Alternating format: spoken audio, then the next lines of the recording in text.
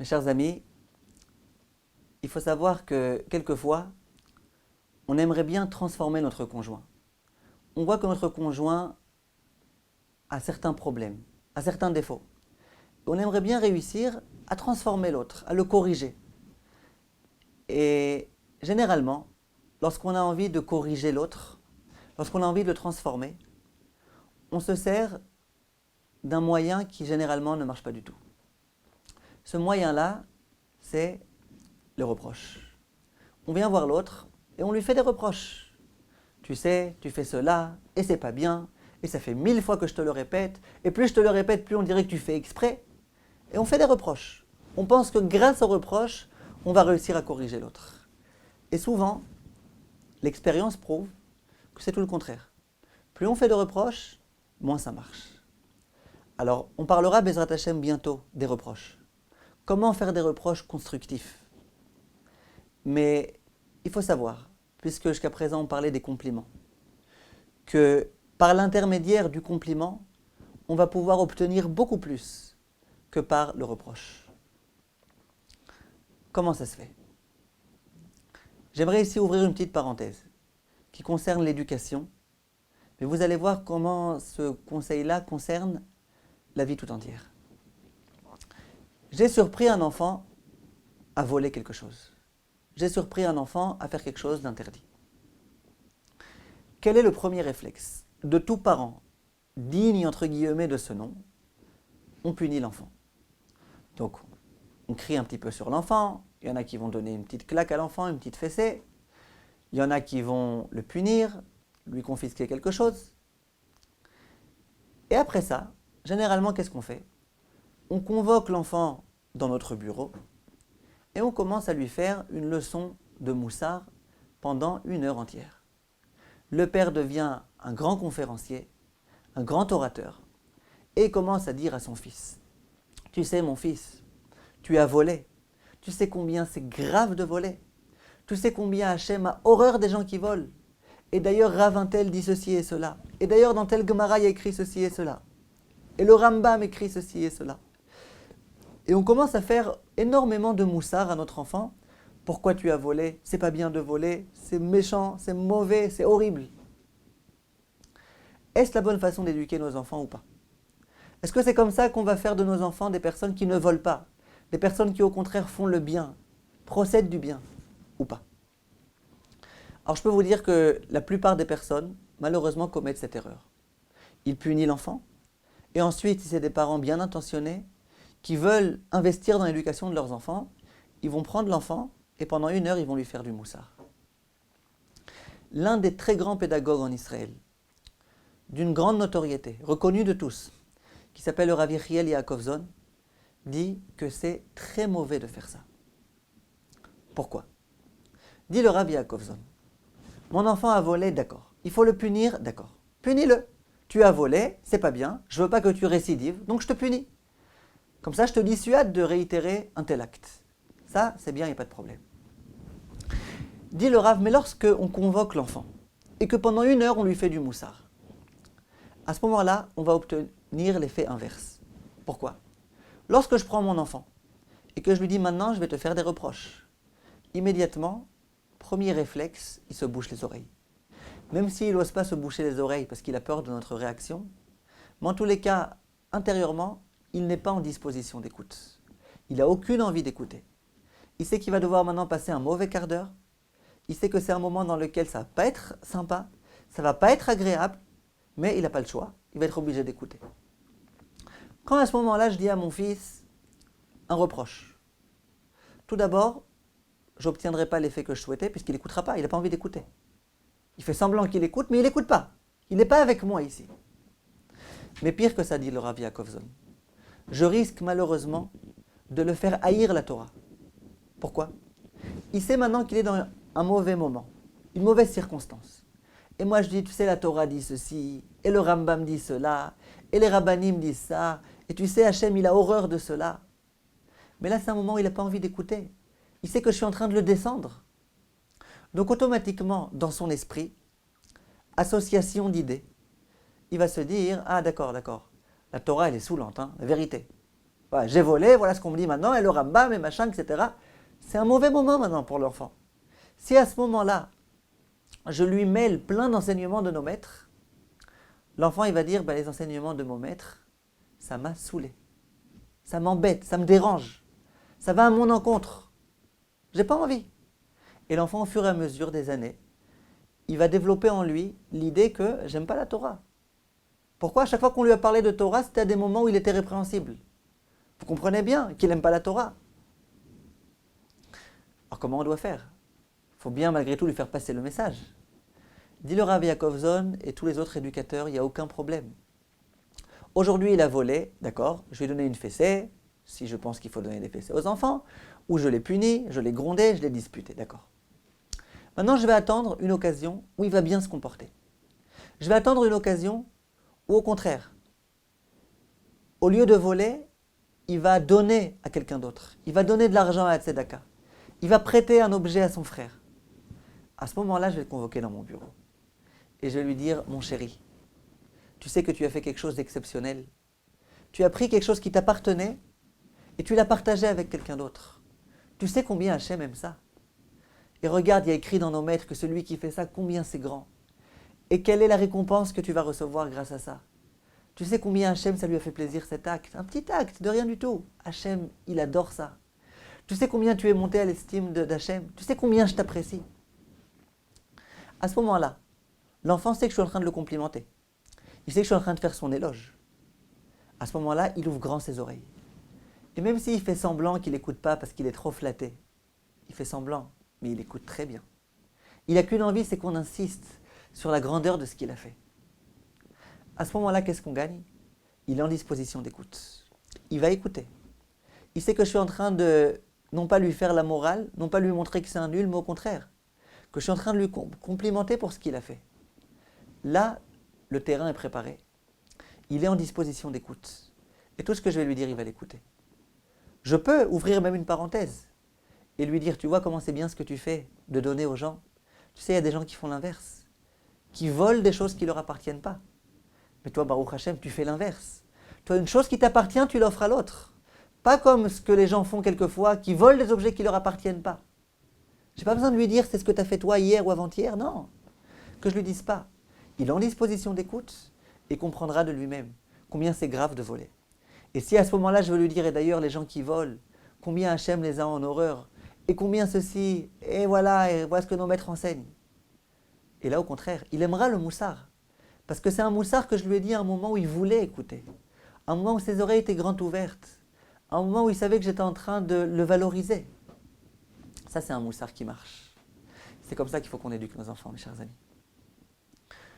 Avec nos épouses, c'est exactement la même chose. Avec nos maris, c'est exactement la même chose. Si je viens voir mon mari, si je viens voir mon épouse, et que je lui dis, ça fait 1000 fois que je t'ai répété ça, et tu sais pas combien ça m'embête, et puis d'ailleurs, t'es pas bécédère, c'est pas bien ce que tu fais. Il n'a pas envie d'écouter. Alors moi, je vais lui dire, mais ça fait 1000 fois que je te l'ai dit. L'autre, il va dire, c'est justement ça le problème. Arrête un petit peu de me faire des reproches. Plus tu me fais des reproches, moins ça marchera. Alors, quelle est l'autre alternative? Quelle est la solution? La solution, c'est le jour où l'autre a fait un effort, et où il s'est bien comporté, et où il a fait exactement ce que j'attendais de lui. À ce moment-là, lui parler énormément de cela. Ça, c'est un point important. Je répète, je passe mon temps à répéter à ma femme, tu sais, c'est pas bien ce que tu fais. Dehors, t'es belle, à la maison, t'es pas belle. Dehors, tu te fais coquette, à la maison, rien du tout. Et je pense que c'est comme ça que ça va marcher. Mais ça marche pas comme ça. Le jour où elle a fait un effort, démesuré, c'était difficile pour elle. Elle s'est maquillée que pour son mari. Elle n'était pas dehors, elle était à la maison. Elle savait que son mari allait arriver. Elle a mis la tenue qu'elle savait qui était chère aux yeux de son mari. Elle s'est maquillée comme son mari aimait. Pour qui? Que pour lui. Pour personne d'autre. À ce moment-là, tu peux commencer à faire les grands discours. Tu peux commencer à dire, tu sais ma chérie, je sais que c'est pas évident pour toi de te maquiller. C'est un effort que tu as fait. Et je sais que naturellement, les femmes, elles ont tendance plutôt à se maquiller dehors que dedans. Mais toi, voilà, regarde, combien tu m'as fait plaisir. Je te remercie 1000 fois. Merci beaucoup, ma chérie. Tu t'es faite belle. Et pareil dans tout. C'est comme ça qu'on obtient des résultats. C'est comme ça qu'on donne envie à l'autre de progresser, d'avancer, de faire des efforts. Ça, c'est un point qui est fondamental. Mes chers amis, qu'est-ce qui fait que généralement on a du mal à faire des compliments à l'autre? Qu'est-ce qui fait qu'on est avare en compliments? Alors qu'on est conscient du fait que c'est vraiment tellement urgent et important et vital. Il y a un certain nombre de raisons. La première d'entre elles, c'est lorsqu'on a été éduqué dans une famille où nos parents ne se complimentaient pas eux-mêmes. Nous-mêmes, ce n'est pas naturel pour nous de complimenter l'autre. Et donc c'est difficile. Mais il faut s'habituer. Quand on s'habitue, au fur et à mesure, ça devient une habitude, ça devient une seconde nature, et on peut le faire. Quelle est l'autre raison pour laquelle c'est difficile? Vous savez que c'est triste à dire, mais c'est la réalité. Même au sein du couple, quelquefois, il y a un esprit de compétition. Quelquefois, ça, on le remarque quand il y a une femme qui dit à son mari « Regarde, je me suis déjà levée 3 fois cette nuit parce que le bébé pleurait. Toi, tu t'es levé que 2 fois, c'est à ton tour. » Il faut bien qu'il y ait match nul, bien que ce soit équitable. Il y a une compétition. Moi, je fais tant, toi, qu'est-ce que tu fais en contrepartie? Et quand il y a un esprit de compétition, on a tendance à dire « Alors, moi, je ne vais pas complimenter l'autre. » Pourquoi? Si je complimente l'autre, il risque de monter sur ses grands chevaux, il risque de s'envoler, il risque de croire que ça y est, c'est bon, moi de mon côté, il fait tout ce qu'il faut, il risque de s'arrêter de faire des efforts. Comment on constate ça par exemple? Quand vous voyez un bébé qui commence à peine à ramper, à ce moment-là on lui dit au bébé « Waouh, tu cours déjà !» Il commence un petit peu à savoir marcher. On lui dit « Waouh, qu'est-ce que tu marches vite !» Pourquoi on n'est pas avare en mots? Parce qu'il n'y a pas de compétition. Moi, je ne me vois pas faire une compétition avec un petit gamin de 3 mois, ou de 6 mois, ou de 1 an. Dès lors que je ne suis pas en compétition avec lui, je me lâche. Et je dis tout ce que j'ai à lui dire. Et je sais que ça va l'aider. Et je sais que ça va lui donner envie de progresser, de continuer à faire des efforts. Simplement, avec mes alter ego, c'est plus compliqué. Parce qu'il y a une certaine compétition. Il y a une certaine hégémonie. Et ça, c'est un problème. Lorsqu'une personne est défunte et qu'on organise des oraisons funèbres, en général, à ce moment-là, combien on parle en bien de ces personnes-là? C'était un grand tzaddik, c'était un homme pieux, c'était un homme qui faisait beaucoup de grandes choses dans sa vie. Combien on est capable de parler en bien de ces personnes-là? Des choses qu'on leur aurait jamais dit de leur vivant. Comment ça se fait? On a attendu qu'il meure pour lui dire de tellement grandes choses. Réponse, oui.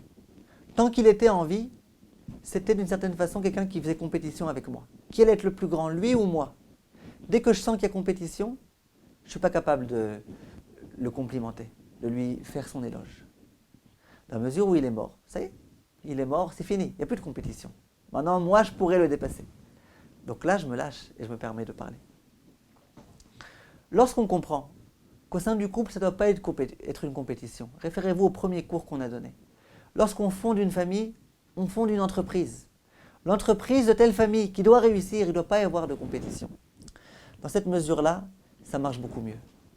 Mais en dehors de ça, si vous vous rappelez des cours précédents, du fameux grand scoop qu'on avait dit, si vous ne l'avez pas écouté, je vous en supplie, écoutez-le. Ça va tellement vous aider. Écoutez-le, mes chers amis. Qu'est-ce qui ressort de tous ces cours-là? Il ressort que c'est tout l'inverse.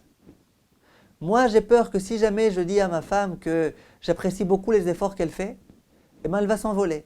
Elle va croire que ça y est, elle fait beaucoup d'efforts et que j'ai plus rien à exiger d'elle. La preuve, de moi-même, j'ai reconnu qu'elle faisait des efforts. C'est ça mon angoisse. C'est pour ça que je ne lui fais pas de compliments. Il faut savoir que c'est tout l'inverse.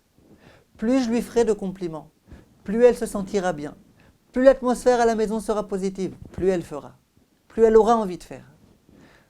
Dans le sens inverse, pareil. Plus je dirai à ton mari, je sais que tu fais des efforts, je sais qu'il y a des choses que tu aurais pu ne pas faire et que tu as malgré tout fait, plus ça lui donnera envie de faire. Ça, je vous le dis, même si on ne le comprend pas, il faut l'expérimenter. Quand on l'expérimente, on voit combien c'est vrai. Le Rav Simcha Cohen raconte qu'un jour, il donnait un cours. Et puis à la fin de sa conférence, il voit une personne qui était un homme qui était très en colère. Il s'adresse à lui, il lui dit « Vous m'avez l'air d'être en colère, qu'est-ce qui se passe ?» Il lui dit « Oui, je suis très en colère contre vous. » Il dit « Pourquoi ?» Il dit « Je regrette d'avoir fait venir ma femme à ce cours. Il dit pourquoi?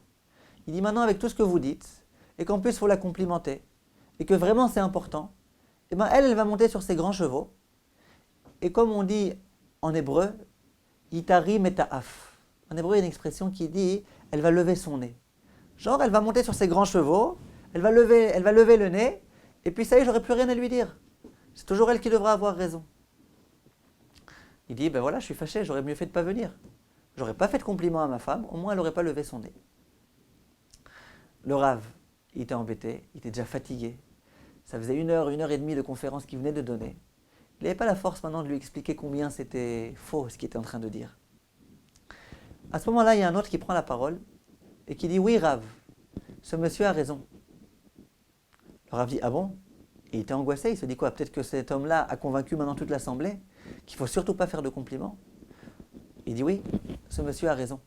Quand on fait des compliments, ça fait lever le nez. Il dit Rav, alors expliquez ce que vous voulez dire. Et l'autre dit, écoutez Rav, je me rappelle, il y a quelques années, j'ai assisté à un cours à vous. Et vous nous suppliez Rav, s'il vous plaît messieurs, s'il vous plaît mesdames, faites des compliments à l'autre, essayez, donnez tout votre cœur, faites des compliments. Il dit, eh bien Rav, c'est ce que j'ai fait.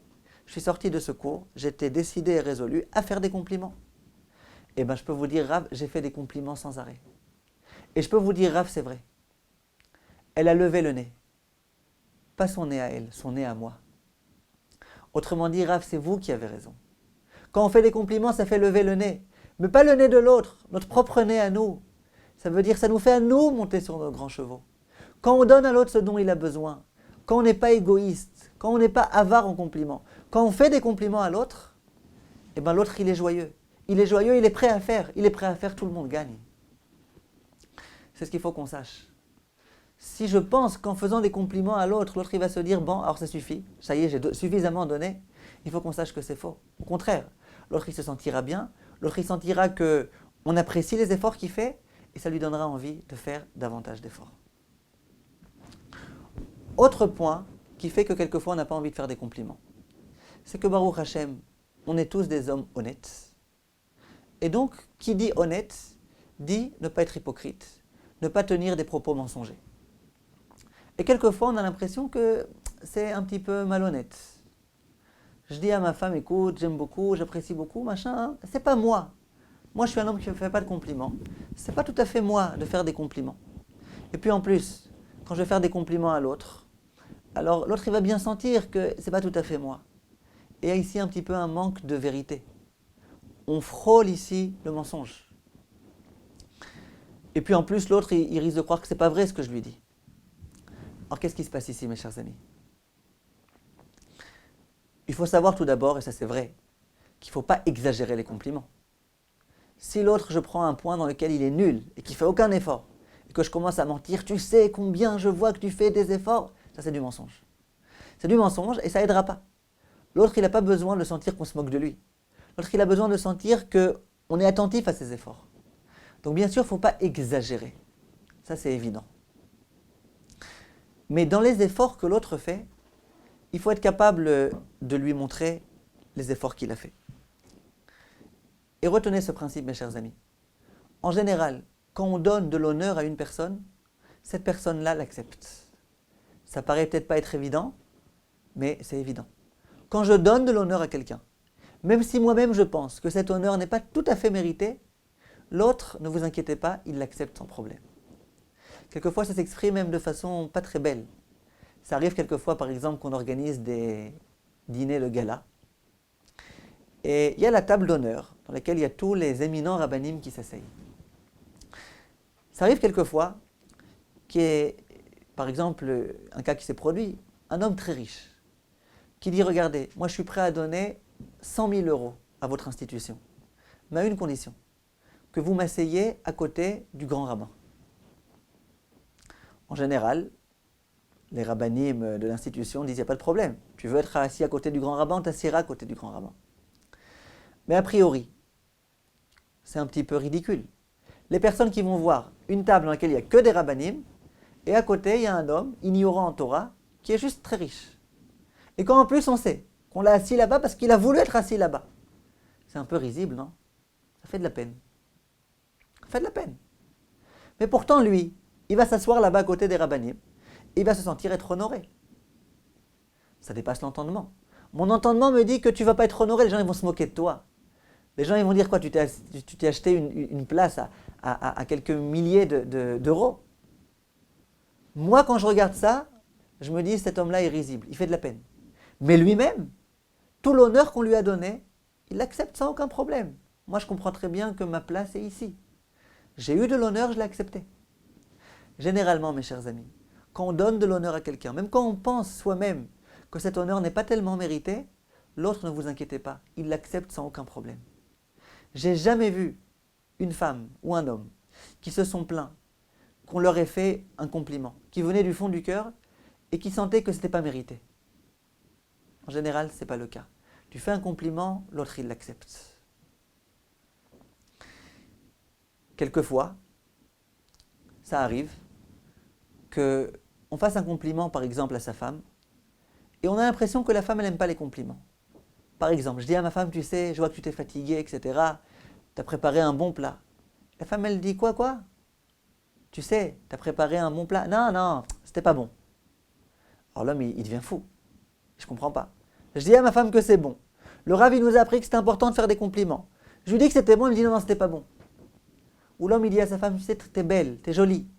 Et elle, mais non, arrête, exagère pas, quoi. Et l'homme, il dit, bon, j'arrête de faire des compliments alors. Il faut savoir, à chaque fois que je donne des cours de Shalom Bayit, je répète cette idée. Toutes les femmes approuvent ce que je dis. Il y en a même qui me disent que c'est tellement vrai que ça les fait rire. Lorsque la femme dit à son mari, non, c'est pas vrai, qu'est-ce qu'elle attend? Elle attend que le mari y répète. Elle attend que le mari l'argumente davantage. Quand l'homme dit à sa femme, tu sais, tu es belle, et qu'elle dit non, elle n'attend pas qu'il dise, ah d'accord, non, t'as raison, surtout pas. Elle attend qu'il lui dise, mais si, mais je te promets, mais c'est vrai. Et puis en plus, j'en ai déjà vu d'autres, à part toi, et vraiment, t'es la plus belle. C'est ça qu'elle attend. Quand je fais un compliment à ma femme, et que je lui dis, c'était très bon, qu'elle me dit, mais non, c'est pas bon. Elle attend que je lui répète, si, c'est bon, je t'assure, c'est bon, j'aime beaucoup, ça me fait plaisir, d'ailleurs, refais-moi ce plat. Et quand je dis à ma femme, je t'aime, et qu'elle dit quoi? Elle n'est pas sourde. Elle est devenue sourde d'un coup. Non, elle veut que je lui répète. Ça lui fait tellement de bien quand je lui dis tu es belle, je t'aime, qu'elle veut que je lui répète. Alors elle dit quoi, j'ai pas entendu. Là, l'occasion pour vous, messieurs, de répéter à nouveau. Elle a besoin qu'on lui répète. Répète-lui. C'est important. En dehors de ça, quelquefois, il y a des hommes ou des femmes qui me disent, d'accord, moi je veux bien faire des compliments. Si jamais j'avais de quoi complimenter, je le ferais. Mais la vérité, mon mari, ma femme, il n'y a pas de quoi les complimenter. Je cherche les points positifs, il n'y en a pas. Il n'y a que des points négatifs. Alors là, je vous donne à nouveau un scoop. Lorsque je m'occupe de couples, qu'il y a des hommes ou des femmes qui me téléphonent et qui me disent « Rav, je vous en supplie, est-ce que vous pouvez prendre en main notre couple ?» En général, la première chose que je fais, je leur dis « Je suis d'accord de m'occuper de vous à une condition. C'est que vous fassiez un devoir avant de venir me voir. » Quel devoir? Je dis à l'homme et à la femme, je vous demande de prendre une feuille sur laquelle vous allez m'écrire toutes les qualités de votre conjoint. Vous n'en manquez pas une seule. Ça ne doit pas vous prendre une minute d'établir cette liste. Quelques bonnes heures. Réfléchissez à toutes les qualités, à toutes les bonnes vertus de votre conjoint, à tous les efforts qu'il fait. Et bien quand ils viennent me voir, je peux vous assurer que s'il est vrai qu'il y a aussi toute une liste de défauts et de problèmes, etc., il y a une bonne liste d'arguments positifs. Qu'est-ce que je gagne à leur demander cela? Et je vous dis la vérité, ce n'est pas mon invention à moi, j'ai entendu ce conseil d'un autre Rav, mais je trouve que c'est un très bon conseil. Je gagne que l'autre, pourquoi il y a tellement de problèmes qui surgissent? Parce qu'il ne s'attarde qu'aux problèmes, il ne s'attache qu'aux points négatifs du conjoint. Dans la mesure où il est prêt déjà à voir, c'est vrai qu'il y a des points négatifs, c'est vrai qu'il y a des choses qui ne vont pas, mais il y a aussi des points positifs. Là déjà, l'autre est prêt à vouloir parfaire la relation. L'autre est prêt à vouloir travailler. Parce qu'il sait qu'il n'y a pas que des problèmes, il y a aussi des points positifs. Il y a de quoi travailler. Il y a de quoi regarder l'autre positivement. Même ces couples-là, qui sont au seuil du divorce, qui vraiment sont déjà complètement découragés, quand ils se donnent la peine de chercher les qualités de l'autre, ils les trouvent. Mon expérience me l'a prouvé. Lorsque je cherche à faire des compliments à l'autre, au tout début, c'est vrai que, étant donné que j'ai jamais fait de compliments, il y a eu beaucoup de problèmes qui se sont créés au sein du couple. C'est donc plus tellement facile de trouver des points positifs. Ne vous inquiétez pas, il y en a. Il faut juste accepter de les chercher et vous verrez comment très rapidement on peut s'en apercevoir. Ça, c'est important. Vous savez que lorsqu'on vient flatter une kala aux yeux du khatan, il est écrit dans la Gemara, Ketzad meragdin lifnei akala. Comment est-ce qu'on danse devant la kala? Comment est-ce qu'on flatte la kala aux yeux du khatan? Beth Hillel disent, on dit kala na'a vachasuda. On dit regarde comment la femme est belle et vertueuse. Regarde comment c'est une femme bien. Et on essaye comme ça de conforter le khatan dans le choix qui a été le sien. Shammai dit non, imagine qu'elle est moche, comment tu peux dire qu'elle est belle? Disent Hillel à Shammai, écoute Shammai, c'est pas possible. Quelqu'un a été au marché. Il a acheté un objet qui n'est pas super. Je vais lui dire, tu sais, tu t'es fait arnaquer, ouais, c'est nul. T'as pas de chance, une fois de plus tu t'es fait arnaquer. C'est pas possible. Il faut bien malgré tout le conforter dans son choix. Donc on peut pas. Pourtant Shammai a priori a raison. Et Krimidevar Sheker Tichak, il faut s'écarter du mensonge. Si elle est moche, comment tu peux dire qu'elle est belle? Là disent nos maîtres que non. Premièrement, s'il a voulu se marier avec elle, c'était qu'elle est belle à ses yeux. Mais plus que ça. Dit le Rav Dessler, qu'est-ce que vérité, qu'est-ce que mensonge? Nous, en général, on pense que vérité, c'est tout ce qu'on remarque dans la réalité, tout ce qu'on peut toucher du doigt comme étant une réalité, ça c'est vérité. Et tout ce qui ne l'est pas, c'est du mensonge. Donc, si la kala est belle et que je dis qu'elle est belle, c'est vérité. Si elle est moche et que je dis qu'elle est moche, c'est vérité. Si jamais elle est moche et que je dis qu'elle est belle, c'est mensonge. Sur ça, Hillel dit pas du tout. Tu n'as rien compris à la définition de la vérité et du mensonge. La vérité, c'est tout ce qui est positif. Tout ce qu'il faut dire. Tout ce qui va pouvoir apporter à l'autre. Ça, c'est vérité. Tout ce qui est positif, c'est vérité. Tout ce qui est négatif, qu'il vaudrait mieux ne pas dire, ça, c'est mensonge. C'est des choses qui ne mènent à rien. Ça, c'est du mensonge. La vérité, c'est ce qui va apporter. Le mensonge, c'est ce qui va détruire. Dire à un khatan, ta kala est moche, si elle est vraiment moche, on pense que c'est de la vérité. C'est du mensonge, parce que c'est négatif. C'est destructif. Destructif, mensonge. Positif, vérité. La kala n'est pas très belle. Et je dis au khatan, tu sais, ta femme, elle est super belle. Baruch Hashem, tu as vraiment bien choisi. Ça, c'est vérité. Quand je fais un compliment à l'autre, même si moi je pensais que peut-être que c'est pas tout à fait mérité et que peut-être que c'est pas du mensonge, c'est de la vérité. Dans la mesure où c'est positif, dans la mesure où c'est ce que l'autre avait besoin d'entendre. Et bien ça, mes chers amis, c'est tout à fait positif.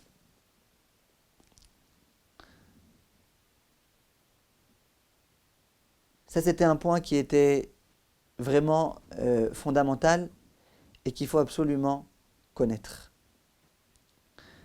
Ensuite, et on va vraiment s'arrêter là,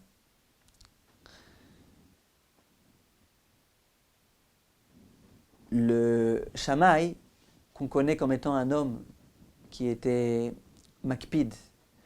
Shammai, c'était un homme qui était assez rigoureux. Shammai dit dans la Mishnah, Eve mekabel et kol ha'adam besever panim yafot. Il faut que tu accueilles tout un chacun de façon affable, avec le sourire. Demande nos maîtres, il aurait convenu à Hillel de dire une telle chose. Hillel, c'était le Rav qui était vraiment cool. C'était le Rav qui en faisait un peu plus. C'était pas la rigueur. Ce que je dois faire, je fais. Ce que je dois pas faire, je fais pas. Hillel, c'était le Rav qui était vraiment large. Shammai, c'était la rigueur. Demande nos maîtres comment ça se fait que c'est Shammai qui nous dit dans la Mishnah, dans Pirkei Avot, dans le Maxime de nos pères, que chaque personne accueille-la avec le sourire. Shammai, c'est l'homme rigoureux. Shammai, c'est l'homme qui devrait dire non, pourquoi avec le sourire? Je dois l'accueillir, d'accord. Ne pas lui crier, d'accord. Mais il faut être rigoureux. Si jamais j'ai aucune raison de lui faire un sourire, que je lui fasse pas de sourire. Comment ça se fait que c'est Shammai qui nous invite à accueillir les gens avec beaucoup d'amour et d'affection? Dit le Maharal, on voit de là qu'être agréable avec l'autre, c'est la rigueur. C'est le minimum du minimum. Shammai dit, moi, avec l'autre, je dois faire le minimum du minimum. Eh bien, c'est ça le minimum du minimum. Accueillir l'autre sans sourire, lui montrer qu'on n'est pas content de l'avoir rencontré, ça, c'est pas le minimum du minimum, ça, c'est moins que le minimum. C'est pour ça que même Shammai, qui n'était pas tellement du genre à en rajouter, à être super, super, super, super sympa, lui, il dit, tu veux savoir c'est quoi le minimum? Le minimum, c'est qu'il faut accueillir les gens de façon agréable. Voilà ce que Shammai nous a enseigné. Et c'est de cette façon-là, Bezrat Hashem, qu'on va pouvoir réussir au sein de notre couple.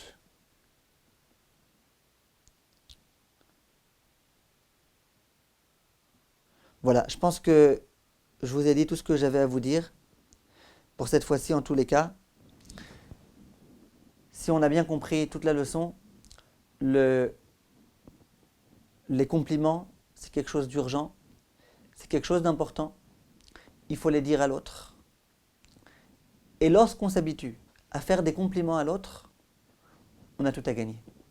Quelquefois, la personne a du mal à recevoir des compliments. Parce qu'il y a quelquefois, par exemple, des femmes qui font des compliments à leur mari qu'au moment où elles attendent quelque chose de lui. Elle a envie de lui demander de lui acheter quelque chose de particulier. Alors, un jour avant, elle fait plein de compliments pour le mettre dans l'ambiance, et après elle va lui demander quelque chose. Et ces maris, en général, ils comprennent. Quand ma femme commence à me faire des compliments, c'est qu'elle attend quelque chose de moi. Et donc, il reste assez à l'écart. Il n'accepte pas ces compliments. Il est angoissé. Il se dit, qu'est-ce qu'elle va bien vouloir de moi maintenant? Comment on résout ce problème? En faisant toujours des compliments. Habituons-nous à faire des compliments même lorsqu'on n'attend rien de l'autre. Faisons que des compliments. Jour après jour des compliments. Il y a des fois on attendra quelque chose de l'autre. Il y a des fois on n'attendra pas de quelque chose de l'autre. Qu'on fasse toujours des compliments. Quand on s'habitue à faire des compliments, l'autre, ça ne l'agace pas les compliments.